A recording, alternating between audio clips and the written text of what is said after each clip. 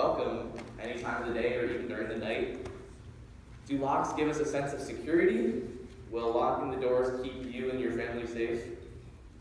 Well, according to CNN.com, only 7% of Americans do not lock their doors at night before leaving the house. This is because it's usually a cultural norm to lock doors in our country due to all the crime and narcotic stuff that's happening in this country. It just makes people feel more secure. Alright? So let's run behind locked doors. What does that mean to me as a person? Usually, not just me, everybody. So when people lock their doors, they imagine images of terror. They don't want images of terror to enter their house. Fear of what could be on the outside, what could be waiting for them to come in. Also an image of the world and people held captive by terrors in minds, terrors of what might happen. So why I bring up all this background information is, are there doors that we lock in areas of our lives? Are there areas in our lives that we lock doors in which we don't invite anyone to? Maybe this could be purposely, it could be subconsciously, but everybody lives in fears, scars and hurts from past relationships. We all have broken dreams and similar experiences in life. I think that we stay behind these locked doors because of our fears that if we expose ourselves to the outside world, we'll become exposed, and we don't want people to reject us. We fear rejection.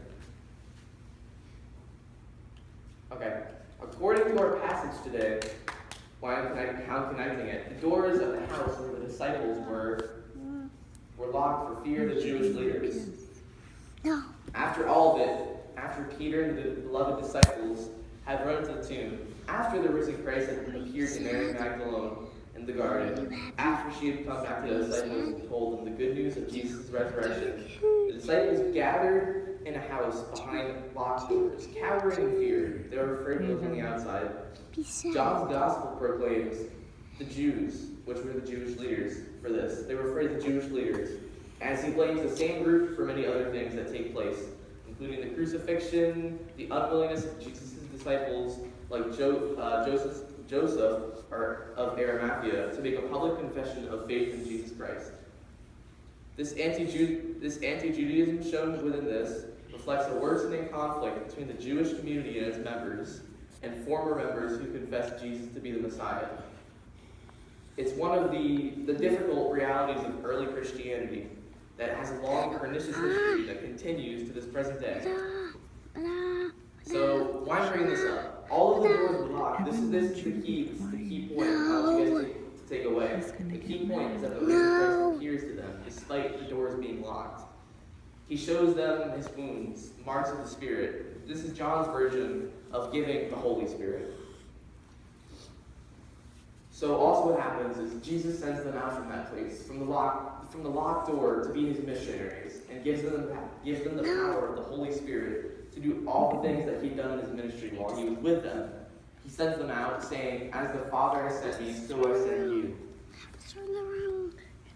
One thing about the disciples that really boggles my mind is how the disciples were practically nobody before Jesus talked to them, but he transformed them into people that transform the world forever. So locked doors. I keep coming back to this point about locked doors. How the locked doors, the key point is that it couldn't prevent the appearance of Jesus Christ among the disciples. It couldn't keep him out. So the locked doors allowed them to focus inwardly and not think about the larger world and the larger significance of Jesus' resurrection and crucifixion. So as I was planning this, I was thinking, what about Grace's locked doors? What about them? What messages do our locked doors send to what message do our locked doors send to our neighbors and ourselves? What are we saying about who we are as God's people? Although there is no definite answer, it's important to talk or ask these rhetorical questions. So locked doors aren't just about physical matters. They can be a symbol. And many of us know that we have closed ourselves off to others. As a symbol for locked doors, The good news is that Jesus can break through these locked doors. And that's a key point. Jesus can break through these locked doors no matter how much we lock them. In our heart, he can break through the locked doors of our hearts as easily and powerfully as he broke through the doors the disciples had locked.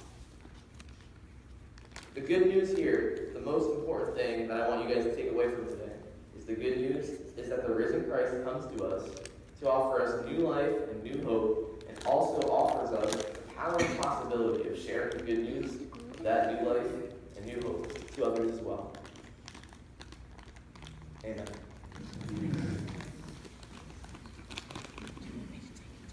Please rise to sing.